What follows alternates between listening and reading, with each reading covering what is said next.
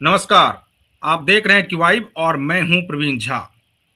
बात बिहार की ही करेंगे और बात इसको लेकर करेंगे आज कि नीतीश कुमार को समझना जो है वो सबके बस की बात नहीं है। ऐसा मैं क्यों कह रहा हूं कि नीतीश कुमार को समझना सबकी बस की बात नहीं है? उसके आज आपको मैं 3 प्रमाण दूंगा और तीनों मुद्दे अलग-अलग हैं और तीनों पर आज हम लोग बातचीत करेंगे। पहला मुद्दा क्या है? पहला है कि जो खास करके कुर्मी मतदाताओं में और कुर्मी समर्थकों में जिस प्रकार से उनके सीएम पद छोड़ने के बाद नाराजगी देखी जा रही थी, उसको शांत करने की कोशिश नीतीश कुमार ने एक प्रकार से कर दी है।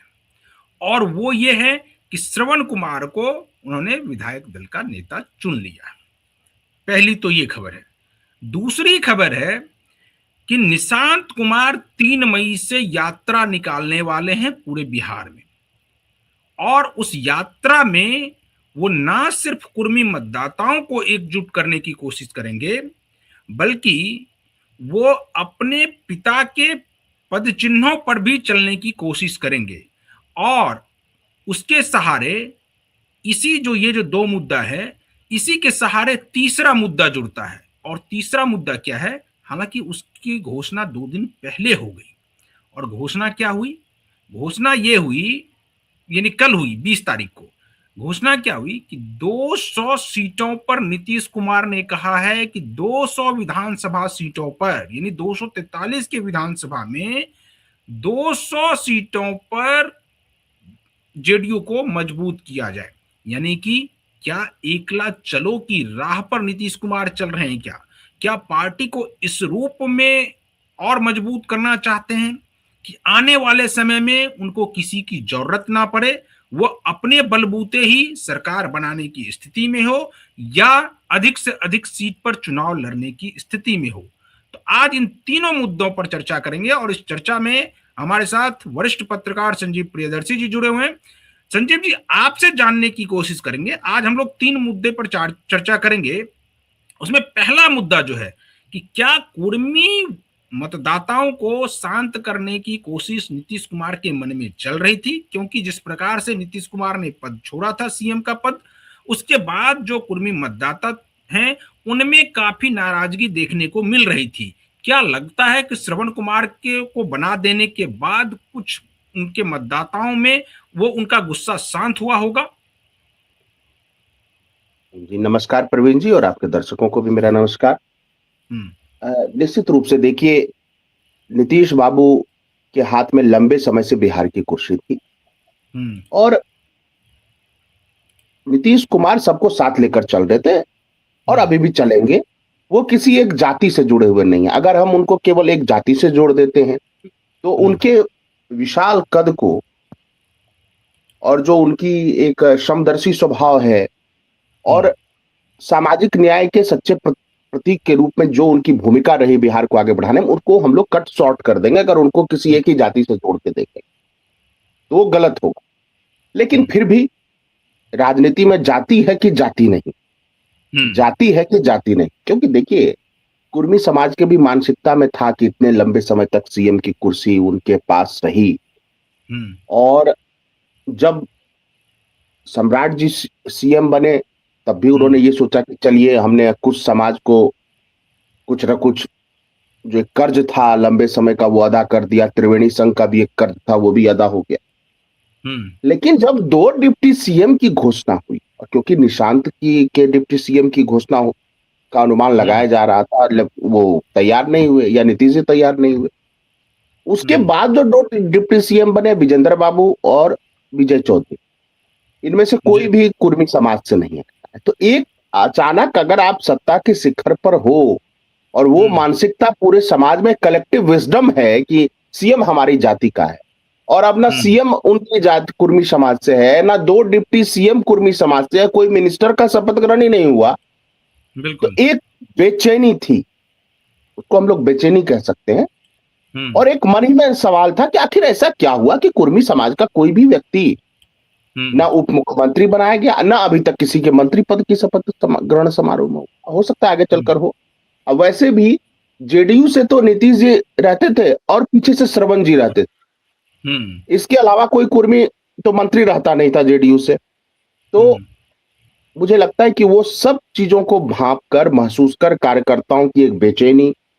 और नालंदा भी देखिए, आपको पता है आज खबर छपी है बिहार में कि नालंदा में जमीनों का रेट कम हो गया अचानक से।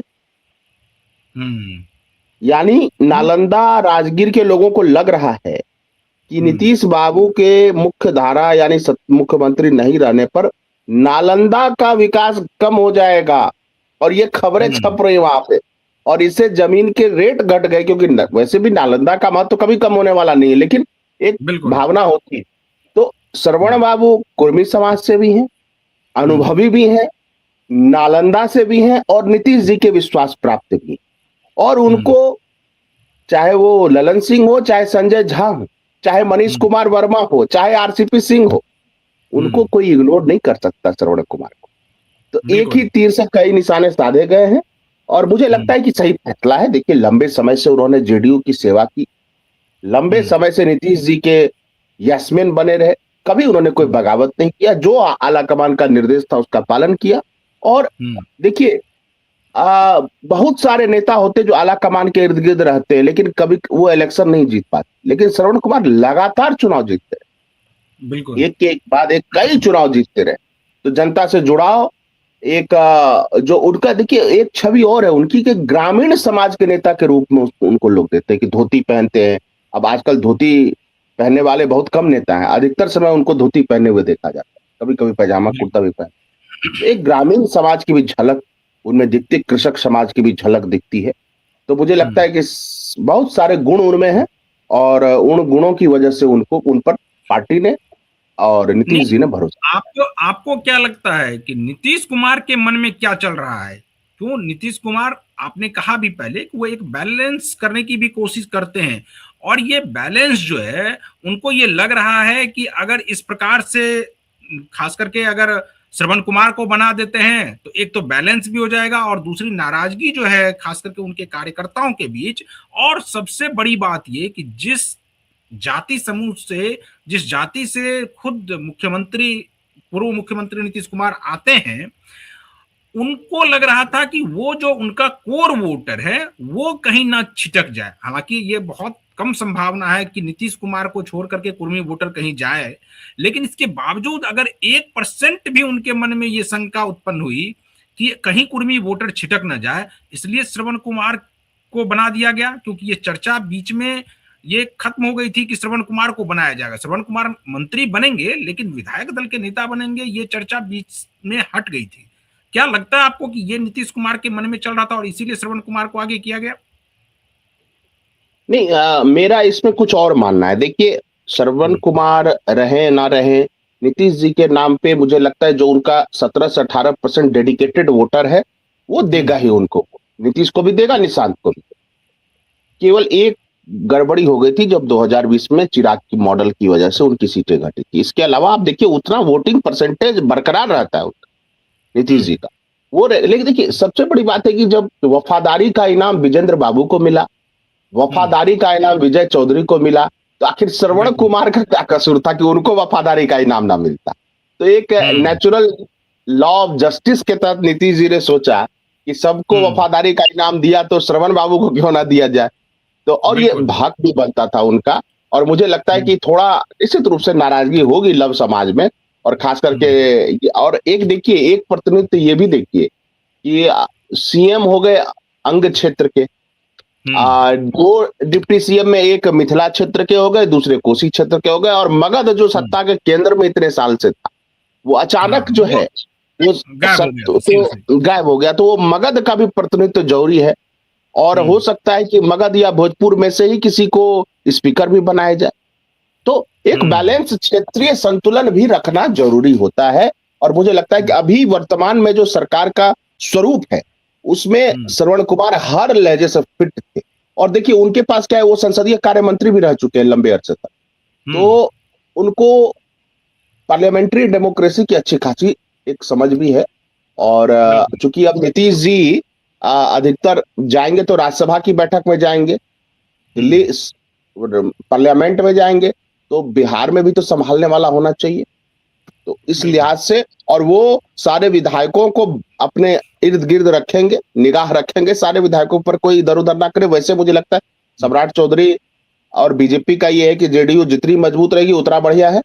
बाकी आ, आप नहीं, देखिए कि निशांत आज भी संजय आए। संजय जी, एक एक सवाल और पूछेंगे, उसके बाद हम अपने दूसरे सेगमेंट पे जाएंगे। एक सवाल इससे और है कि क्या आपको ऐसा लगता है कि जो दो पावर सेंटर जिसकी चर्चा हम लोग कई बार कर चुके हैं, आ, आपको ऐसा नहीं लगता है कि श्रवण कुमार को इसलिए भी नीतीश कुमार ने आगे किया कि दो पावर सेंटर के रूप में कोई और किसी को अगर बनाते हैं तो वहां पावर शिफ्ट ना हो, और निशांत कुमार वहां हो सकता है सहज महसूस ना करें, इसीलिए वो अपने बिल्कुल ही करीबी को आगे नीतीश कुमार ने किया है, और निशांत कुमार उनके साथ बिल्कुल ही सहज रहेंगे।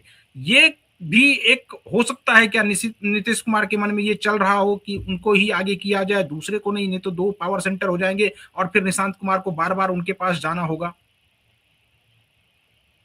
नहीं देखिए, पावर सेंटर तो वहां एक ही है, अगर रियल में कहिए, वो नीतीश जी है, और नीतीश जी और निशांत जी हैं। हम्म। और ये जेडीयू के कार्यकर्ता, देखिए कोई विधायक माने या ना माने उससे नहीं होता है, कार्यकर्ताओं ने हम्म। स्वीकार किया या नहीं। तो निश्चित हम्म। रूप से निशांत के लगातार सक्रिय होने से जेडीयू हम्म। के कार्यकर्ताओं में गजब का उत्साह। और आज हम्म। जो उनकी बॉडी लैंग्वेज भी देखी पार्टी ऑफिस में, हम्म। मुझे लगता है कि वो बहुत इंप्रूव हुई है। हम्म। और भाषण भी कल उन्होंने बड़ा लंबे समय तक दिया, 7-8 मिनट तक भाषण दिया, कार्यकर्ताओं से 1-to-1 बातचीत की।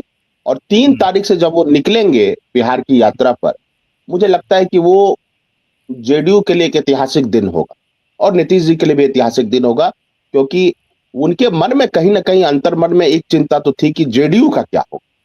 क्योंकि हम्म। जेडीयू के जो आम वर्कर हैं वो संजय झा को नहीं मान सकते अपना नेता, वो ललन सिंह को नहीं मान सकते अपना नेता, हम्म। लेकिन निशांत में वो छवि दिखती है। और दूसरी बात देखिए क्या हुई, मैं 2-3 घटनाओं का वर्णन कर दूं कि निशांत को लेकर बहुत पॉजिटिव सेंटिमेंट है हम्म। बिहार के लोगों में। क्यों? जब गांधी मैदान में शपथ हुआ था इलेक्शन के नतीजों के बाद, तो सब बैठे थे ऊपर बिल्कुल। मंच पर, ये निशांत बैठे थे नीचे। हम्म। उसके बाद जब वो पार्टी में भी आए तो जिस तरह से उनका सादगीपन है, और जब देखिए उप मुख्यमंत्री का पद उन्होंने त्याग दिया। हम्म। आजकल कोई चपरासी का पद नहीं त्याग दे रहा। अच्छा, सीएम आवास भी छोड़ रहे हैं वो लोग। हम्म। और कहीं जो भी है, सम्राट चौधरी को भी उन्होंने खुले मन से बधाई दी, आज श्रवण कुमार को भी बधाई दी, विजेंद्र बाबू को भी बधाई दी, विजय चौधरी को भी बधाई दी। तो एक चीज जो निशांत में दिखता है, वो ये नहीं सोचते हैं कि पिता के उम्र के या उनके सहयोगी जो लीडर है उनको हटा देना है, जैसा कि राहुल गांधी हम्म। सोचते हैं, जैसा कि तेजस्वी ने किया और आरजेडी कमजोर हुई। बिल्कुल। मतलब उनको लगता है कि ये अनुभव की थाती जो है ये पार्टी को मजबूत ही करेगी, और एक शालीन, एक अनुशासन को मानने वाले, एक सादगीपूर्ण नेता के रूप में निशांत की हम्म। छवि बनी है। और निश्चित रूप से मैं अवश्य ये बात कह रहा हूं, और आगे आने वाले वक्त में साबित होगा कि हम्म। निशांत को जो हल्के में ले रहे हैं वो बहुत हम्म। बड़ी, बहुत भारी भूल कर, वो चलिए, तो अब बिहार संजय जी हम की। लोग आते हैं वापस निशांत कुमार पर ही आते हैं, और निशांत कुमार की यात्रा, निशांत कुमार जो निकाल रहे हैं वो 3 तारीख से प्रस्तावित है कि 3 तारीख से शायद वो यात्रा पर निकलेंगे, यानी बिहार का भ्रमण करेंगे। और आपको लगता है कि ये यात्रा, पहले से भी वो कह रहे थे कि मैं तो गांव गांव जाऊंगा, शहर शहर जाऊंगा, अपनी पार्टी को मजबूत करूंगा, अब अगर वो यात्रा पर निकल जाते हैं तो उससे क्या संदेश जाएगा, कि अब उनके कार्यकर्ताओं में क्या संदेश जाएगा, बाकी और जो नेता हैं उनमें क्या संदेश जाएगा, उनकी पार्टी के अंदर भी, और बाहरी पार्टी में यानी दूसरे जो विपक्षी दल हैं उनमें क्या संदेश जाएगा, क्या लगता है आपको? देखिए निशांत पश्चिम चंपारण से शुरू करेंगे, गांधी जी की धरती से। मुझे लगता है भितरवा आश्रम भी जाएंगे, हम्म। और गांधी जी को प्रणाम करने के बाद वो यात्रा अपनी शुरू करेंगे। हम्म। और देखिए ये यात्राओं का वैसे जो चलन है, वो सम्राट अशोक ने शुरू किया था। वो धम्म बिल्कुल। यात्राएं करते थे, और हम्म। वो बिहारों में भी घूमते थे, वही बिहार बिहार फिर लोगों से हम्म। मिलते थे सम्राट अशोक। तो नीतीश जी ने जो इंस्पिरेशन ड्रॉ किया इन यात्राओं का, उसमें दो चीज, एक तो खुद सम्राट अशोक का और दूसरा गांधी जी का। वो सिंबॉलिक था उनका कि ये दो बड़ी हस्तियां अपने अपने युग की और यात्राएं निकालते हैं, लोगों से सीधा संवाद करते हैं, ब्यूरोक्रेसी के नब्ज को टटोलते हैं, वर्करों से भी मिलते हैं। तो निशांत देखिए, अभी तक आप देखेंगे कि निशांत पटना और नालंदा इसी के बीच यात्रा करते रहे। इससे पहले भी जितनी भी फ्लाइटें उनकी आई है, पटना या नालंदा, और फिर दिल्ली जाते होंगे। लेकिन अब कभी वो किशनगंज नहीं गए, कभी कटिहार नहीं गए। तो एक ज्योग्राफिकल टेरेन से वाकिफ होना भी कि बिहार एक कैसा राज्य है, बिहार में अलग अलग प्रमंडल में या अलग अलग इलाकों की क्या संस्कृति है, क्या पॉलिटिकल कल्चर है, वो तभी महसूस करेंगे जब वो लोगों से वहां मिलेंगे। और अलग अलग प्रॉब्लम क्या है बिहार की। देखिए बिहार क्या है, वो कई ज्योग्राफिकल इलाकों को मिलाकर बना एक राज्य। तो झारखंड अलग हो गया, तो वो बिल्कुल पठारी और माइंस वाला क्षेत्र था। और बिहार में जो उत्तर बिहार है उसकी अलग समस्याएं हैं, अंगवाला अलग है, सीमांचल अलग है, कोसी अलग है, मगध अलग है, भोजपुर अलग, और भाषाएं भी अलग हैं, और बहुत सारे कल्चर रीति रिवाज भी अलग। तो उनको समझना बहुत जरूरी है। और निशांत अगर लंबे समय तक राजनीति करना चाहते तो वो डायरी लेकर बैठेंगे जैसे उनके पिताजी बैठते, और वो बहुत सारी चीजें, व्यक्तिगत जानकारी नोट करेंगे जो उनको लगेगा कि ये जानकारी सारगर्भित है, और उस हिसाब से उनकी रणनीति बनेगी। तो निश्चित रूप से वो यात्रा करना। और आप देखिए चिराग भी क्या, उन्होंने पूरे बिहार की यात्रा की। राहुल गांधी का देखिए, वो भारत जोड़ो यात्रा। एक सवाल मेरा, हालांकि लोगों को लगेगा कि ये थोड़ा मतलब लीनियंट हो रहा है खास करके निशांत कुमार के प्रति, लेकिन मेरा सवाल एकदम बिल्कुल क्लियर है, और वो ये कि जिस प्रकार से तेजस्वी यादव अगर जाते हैं तो लोगों में, हालांकि वो पॉपुलर बहुत हैं, लेकिन बिहार की आम जनता जो है उस प्रकार से उनको नहीं लेती है जिस प्रकार से अभी, जब निशांत कुमार निकले भी नहीं है और लोगों की जो प्रतिक्रिया आ रही है कि वो बिल्कुल डाउन टू अर्थ है। मुख्यमंत्री 20 वर्षों तक जो मुख्यमंत्री रहे जिनके पिता, और उनके बेटे जो हैं वो बिल्कुल भी, उनके अंदर कोई घमंड नाम का चीज नहीं है। तो आपको लगता है कि उनको जो है कि पूरे बिहार में जो है और भी ज्यादा समर्थन मिलेगा, और ये समर्थन जो है आने वाले समय में तेजस्वी यादव के लिए नुकसानदेह साबित हो सकता है? नहीं, देखिए तेजस्वी और निशांत में क्या फर्क है, मैं स्पष्ट कर दूं, या तेजस्वी कहिए, तेजस्वी और नीतीश जी में क्या फर्क है। देखिए आखिर क्या ऐसी वजह है कि 2005 के बाद आरजेडी 23 से 24% से ज्यादा बढ़ ही नहीं, तो कोई तो फर्क रहा होगा। बिल्कुल। और जेडीयू 18-17% लाकर भी सत्ता में रहे, तो उसकी मूल वजह यह है कि आरजेडी जो पहले पूरे पिछड़े समाज की पार्टी थी, पूरे मुस्लिम समाज की पार्टी थी, और सवर्णों में भी राजपूतों की पार्टी थी। पहले राजपूत उनसे दूर, फिर आप देखिए कुर्मी, कोयरी, धानुक, मंडल, जो लवकुश है, फिर अति पिछड़े दूर हुए। फिर आप देखिए फिर कौन से दूर हो गए, इस बार तो मुस्लिम तक दूर। बिल्कुल। तो अपना उनका जो 50 से 60% का वोट शेयर था वो टूटकर 22-23 पर आ गया, यानी अपने कास्ट ब्रैकेट पे ही रह गए, यानी पूरा यादव और थोड़ा मुस्लिम, यही अब 23%, 24% की। जबकि वोट परसेंटेज भले ही कम आता हो जेडीयू को, लेकिन उनका कास्ट ब्रैकेट यानी सोशल ब्रैकेट बहुत बड़ा है।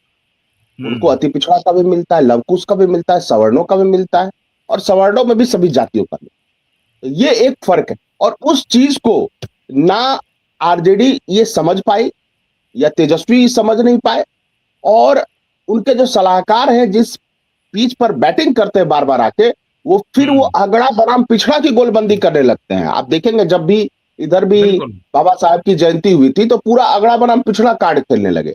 संजय यादव जब राज्यसभा में बोलते हैं अगड़ा बनाम पिछड़ा कार्ड खेलते हैं, मनोज झा भी जब बोलते हैं अगड़ा बनाम पिछड़ा कार्ड खेलते हैं। उनको ये समझ में नहीं आ रहा है कि अब पिछड़ा बनाम पिछड़ा की लड़ाई है, अब अगड़ा बनाम पिछड़ा कहां है।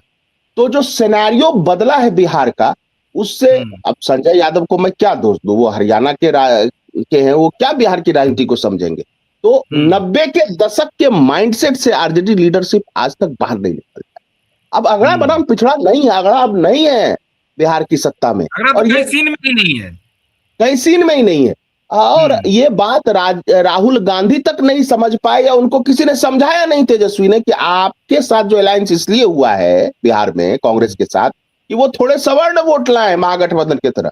राहुल गांधी आए, उन्होंने सवर्णों पर ही तरह तरह के आरोप, जबकि 35-36 साल से बिहार में कोई सवर्ण सीएम नहीं, इसके बावजूद सवर्णों को टारगेट करके क्या मिला? क्या मिला कि शकील अहमद खान हार गए, क्या मिला कि अजीत भागलपुर से अजीत कुमार हार, अजीत शर्मा हार गए, और हद तो हद अंबा में जहां उन्होंने सवर्णों को जितने तोहमत लगाए कि सवर्णों ने सेना पे कब्जा कर रखा है, जबकि मैं इस बात से सहमत नहीं हूं।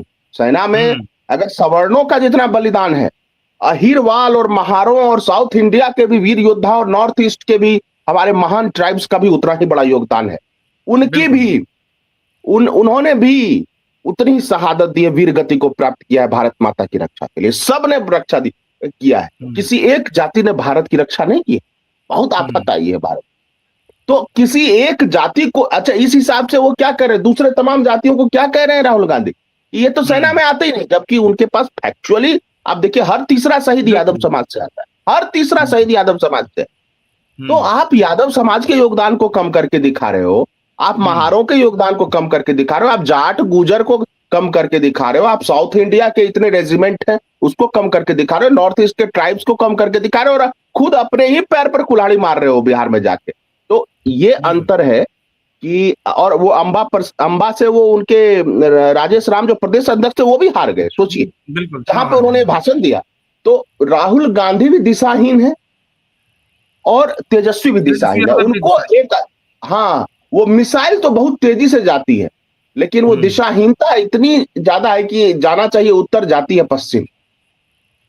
तो ये जो एक बड़ा कारण है उनके हारने का। और नीतीश जी का क्या है कि बिना कुछ बोले, देखिए बिना कुछ बोले नीतीश जी का क्या है कि बिना कुछ बोले बिहार में जो परिवर्तन हुआ है, देखिए कोई भी परिवर्तन हुआ, सड़कें बनी, गांव में अंधेरा रहता था, बिजली लगी। तो नासा का एक वो भी वायरल हो रहा है जो ऊपर से ली गई तस्वीर है, जिसमें कि कहां कहां बिजली कहां सबसे ज्यादा जलाई जा रही है, उसमें बिहार बिल्कुल चमकता हुआ दिख रहा है। बिल्कुल। अच्छा एक चीज और देखिए, बिजली इंफ्रास्ट्रक्चर तैयार हुए, ब्रिज तैयार हुए, हाँ कुछ ब्रिज गिरे भी, करप्शन भी हुआ, इससे इनकार नहीं कर सकते, अफसरशाही भी हुआ। लेकिन ये बताइए 2005 से पहले क्या बिहार के लोग इस अफसरशाही को नहीं झेलते थे, गरीब लोग?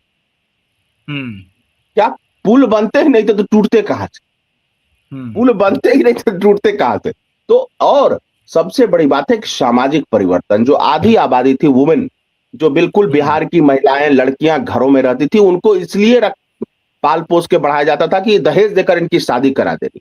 और ये माइंडसेट सवर्ण समाज में अगर कायस्थ को छोड़ दे, थोड़ा बहुत भूमिहार को छोड़ दे, तो सवर्ण समाज में भी यही था, ब्राह्मणों और राजपूतों में भी यही था, और पिछड़ी जातियों में भी यही था, तथाकथित जो पिछड़ी जातियां हैं, और सब समाज में, मुस्लिमों में भी यही था। लेकिन आप देखिए अब आप बिहार की सड़क पर सुबह मॉर्निंग वॉक के लिए निकलिए, तो मुझे लगता है हर शहर में 10,000 साइकिल पे सवार होकर लड़कियां ट्यूशन पढ़ने जाती, कोचिंग करने। तो मेरा सवाल तो जो था कि आखिर क्या इससे मतलब घबराने की जरूरत है कि नहीं है तेजस्वी यादव को? निशांत की लोकप्रियता निश्चित रूप से बढ़ेगी आम जनता में, उस लोकप्रियता से क्या तेजस्वी यादव को घबराने की जरूरत है या नहीं है? देखिए मैं बस एक लाइन कहूंगा कि घबराने और इसकी बात नहीं है। पॉलिटिक्स में क्या है कि सबके अपने अपने नैरेटिव हैं। मुझे लगता है कि 2005 से 2026 तक हर बार लालू परिवार नैरेटिव वार हारा है जेडीयू से, और अगर सत्ता में आया है तब जेडीयू की मदद से ही आया। आरजेडी और कांग्रेस का वर्तमान जो फॉर्मेशन है उसमें कभी भी एनडीए का अगर ये अलायंस रहा तो एनडीए ही जीतेगी बिहार में, ये तय है। तो चलिए संजीव जी, हम लोग तीसरे सेगमेंट की ओर आते हैं, और हम लोगों ने कहा कि क्या नीतीश कुमार एकला चलो की राह पर चलेंगे आगे क्या, क्योंकि उसकी नींव अभी रखी जा रही है। इस चीज का जिक्र इसलिए मैं कर रहा हूं कि कल की जो बैठक हुई, उस बैठक में 200 सीटों पर जेडीयू को मजबूत करने की तैयारी के लिए कहा गया है। तो तो क्या आपको लगता है कि नीतीश कुमार कुछ भी चलते हैं वो लंबा सोचते हैं और उसको पूरा करने की कोशिश करते हैं? क्या आपको लग रहा है कि ये उसी दिशा में बढ़ाया हुआ एक कदम है? नहीं देखिए, अब थोड़ा समय लगेगा इसको डिकोड करने में कि हम्म, 200 सीट कहने की मंशा क्या है, लेकिन वर्तमान परिस्थितियों के हिसाब से आप देखिए तो हम्म, 85 सीटें तो हैं नीतीश जी की। हम्म, और हम्म, अगर नीतीश जी उपेंद्र कुशवाहा और जीतन राम मांझी को भी समेट ले, क्योंकि उनकी बात को ये लोग टालेंगे नहीं, हम्म, तो 95-96 तक सीटें हो जाती है दीदी। यानी हम्म, अगर आप यहां से आप देखिए तो अपने दम पर बहुमत से कितनी दूर है जेडीयू? तीस तीस बहुत कम। 32 सीटों से, तीस हम्म, बत्तीस सीटों से। हम्म, और कल को मुकेश सहनी को थोड़ा मिला ले, 2% वोट वहां बढ़ जाएगा, है ना? हम्म, तो हो सकता है नीतीश जी का ये टारगेट हो कि 110 तक भी सीट अगर आ जाए 2030 में जेडीयू को, और निशांत हो, तो निशांत का मुख्यमंत्री बनना पक्का हो जाए। यानी हम्म, कहा जाता है कि पहले अपने घर को मजबूत कर लो, अलायंस पार्टनर तो मिल ही जाएंगे। और तब तक हम्म, 29 तक क्या भारत की राजनीति किस करवट जाती है, बीजेपी हम्म, की इतनी ताकत रहती है, बढ़ती है, घटती है, ये तो 29 में पता चले। लेकिन बिहार का हम्म, चुनाव तो 30 में है, तो वो ये इसको फोकस कर रहे हैं कि जेडीयू को इतना मजबूत कर दिया जाए कि हम्म, निशांत का मुख्यमंत्री बनना पक्का हो जाए। एक बात, दूसरी बात देखिए, नीतीश जी ने इतने लंबे समय तक सरकार चलाई है, उनको पता है कि बिहार में हम्म, रेवेन्यू के सोर्सेज लिमिटेड है। हम्म, सम्राट चौधरी से एक्सपेक्टेशन बहुत ज्यादा है। और अगर हम्म, सम्राट चौधरी उस एक्सपेक्टेशन पर खड़े नहीं उतरे, बीजेपी अगर खड़ी नहीं उतरी, इंडस्ट्री नहीं लगाया, हम्म, पलायन की समस्या का निदान नहीं किया, मुख्यमंत्री महिला रोजगार योजना नहीं हुआ पूरा, तो इसका तोहमत किस पे जाएगा? सम्राट बीजेपी चौधरी पर पर जाएगा और जाएगा। भारतीय जनता पार्टी पर जाएगा। तो भविष्य में नुकसान किसको होगा? बीजेपी बिल्कुल। को होगा। अब तो कोई बहाना नहीं ना। अब हम्म, तो करिए, अब तो डबल इंजन, रियल में डबल इंजन है, करिए, करके दिखाइए। अभी तक हम्म, तो सैलरी नहीं गई है मार्च की, राज्य सरकार के कर्मचारियों की। 21 तारीख हो गया, ट्रेजरी खाली है। अब तो नया हम्म, वित्तीय वर्ष शुरू हो गया। नीतीश जी सब कुछ समझते हैं बिहार के बारे में, उन्होंने बिहार को चलाया है। तो हम्म। मुझे ऐसा लगता है कि नीतीश जी ये आपको जरूर, नहीं लगता अगर है कि अगर नीतीश कुमार के मन में ये भी चल रहा था कि अभी अब अगर इतना कुछ वो घोषणाएं इतनी हो चुकी हैं खास करके बिहार में कि उसको पूरा करने के लिए बहुत ज्यादा रेवेन्यू की जरूरत है, और वो जो है वो बिहार को अपने बलबूते तो होने से रहा, और अब वो करने की स्थिति में भी नहीं है कि कैसे रेवेन्यू का जनरेशन किया, रेवेन्यू जनरेट किया जाए, कैसे हो रेवेन्यू जनरेट, तो वो स्थिति नहीं है। और उधर भारतीय जनता पार्टी का दबाव भी था कि आप इतने दिनों तक सत्ता में रह गए, अब तो सत्ता भारतीय जनता पार्टी को सौंप दीजिए। तो नीतीश कुमार को लगा कि चलिए इसी बहाने ये बहुत बढ़िया मौका है कि इसी बहाने सत्ता सौंप देते हैं भारतीय जनता पार्टी को, अब जो भी टेंशन है वो झेलो। नहीं देखिए, बीजेपी का कोई ऐसा दबाव नहीं था प्रवीण। हम्म, बीजेपी का अभी तक जितनी बातें आई हैं, बीजेपी का हम्म, कोई ऐसा दबाव नहीं था कि नीतीश जी पद छोड़िए, क्योंकि बीजेपी इस स्थिति में थी ही नहीं। आप देखिए, हम्म, प्रैक्टिकली केंद्र की सरकार हम्म, और जो अंतरराष्ट्रीय परिस्थिति, अभी गैस का, तेल का संकट अभी आना ही है भी और आना भी है, ऐसी हम्म, स्थिति में सरकार की लोकप्रियता जहां घट रही है, ग्राफ घट रहा है, और 12 सांसद की जरूरत है जेडीयू को, और जेडीयू के सांसद जाएंगे नहीं कहीं छोड़ के नीतीश जी को, ये भी जान लीजिए, सबको फेस हम्म, करना है इलेक्शन। तो केंद्र की सरकार ही टिकी हुई है नीतीश जी के समर्थन में, तो नीतीश जी पर दबाव तो बना ही नहीं सकते। हाँ, नीतीश जी को ये लगा कि अगर वो, मैं बार बार ये थ्योरी बोलता हूं, फिर से मैं एक बार बोल रहा हूं कि हम्म, जब तक नीतीश जी मुख्यमंत्री रहते तब तक हम्म, निशांत सक्रिय नहीं होते, और निशांत की सक्रियता से ही जेडीयू का भविष्य मजबूत होगा। है, हम्म, नीतीश जी भी एक मजबूत पिलर है, लेकिन जो एक युवा जोश है वो अनुभव के साथ आएगा, और निशांत को भी तो आखिर संभालना है ही जेडीयू। तो बिल्कुल। यही वक्त है, सही वक्त है, ये सोच के उन्होंने किया। और अभी से देखिए, चुनाव में, चाहे वो 29 का चुनाव हो लोकसभा का, हम्म, चाहे 30 का चुनाव, तो पर्याप्त समय है निशांत को अपनी इमेज बनाने के लिए, लोगों के बीच अपनी पकड़ बनाने के लिए, जनता का आशीर्वाद देने के लिए। किसी भी नेता को उभरने के लिए 4-5 साल का तो आप समय देंगे। वैसे भी उस परिस्थिति में जब सम्राट चौधरी भी काफी पॉपुलर है, आप हम्म, तेजस्वी काफी पॉपुलर है, चिराग भी काफी पॉपुलर है, और अपने समाज के बीच मुकेश सहनी भी काफी पॉपुलर अपने समाज चलिए, में। तो परिस्थितियां भी तो देखिए जी। चलिए संजय जी, तो आज हम लोग इस डिबेट को यहीं पर खत्म करते हैं। कल किसी और मुद्दे के साथ फिर हाजिर होंगे। तब तक जो दर्शक हमारे यूट्यूब चैनल के जरिए इस वीडियो को देख रहे हैं, चैनल को सब्सक्राइब कर लीजिए और वीडियो को फटाफट शेयर कर दीजिए। कमेंट भी करते रहिए कि आपको ये डिबेट कैसा लगा। इसके अलावा अगर फेसबुक पेज के जरिए देख रहे हैं तो पेज को फॉलो कर लीजिए और वीडियो को वहां से भी शेयर कर सकते हैं और कमेंट भी करते रहिए। एक्स हैंडल पर भी आप हमारे साथ जुड़ सकते हैं। बाकी तमाम खबरों के लिए आप बने रहिए क्यू वाइब के साथ। मुझे दीजिए अनुमति। नमस्कार।